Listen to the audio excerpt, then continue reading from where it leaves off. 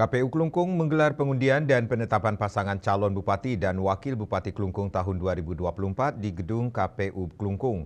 Proses pengundian dihadiri lengkap sebuah pasangan calon, baik Ketut Juliarte Imade Wijaya atau Jaya, Imade Satria Cokorde Gede Surya Putra atau Satria, dan Imade Kaste Iketut Gunakse atau Astaguna.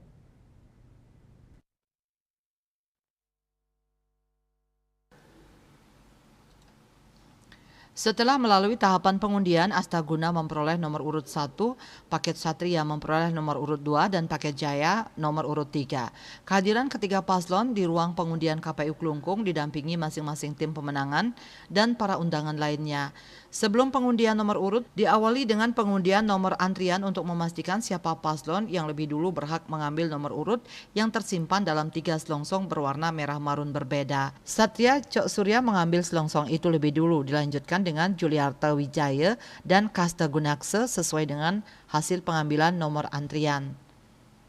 Ketiga selongsong itu kemudian dibuka bersamaan di depan panggung dan diperoleh nomor urut Paket Astaguna nomor 1, Paket Satria nomor 2, dan Paket Jaya nomor 3 yang disambut antusias masing-masing tim pemenangan.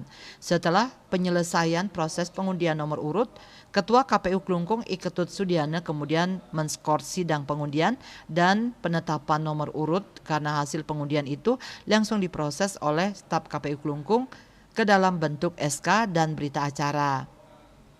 Setelah bertanda tangan semua komisioner KPU Klungkung, SK pengundian dan penetapan nomor urut pasangan calon tersebut diserahkan kepada masing-masing paslon. Kemudian hard copy dari SK itu baru di-scan dan di-upload ke Silon, Sistem Informasi Pencalonan.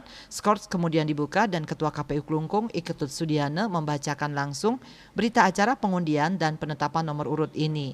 Dilanjutkan dengan pembacaan surat keputusan dan penyerahan bingkai nomor urut kepada masing-masing paslon. Giarto Bali Pos melaporkan.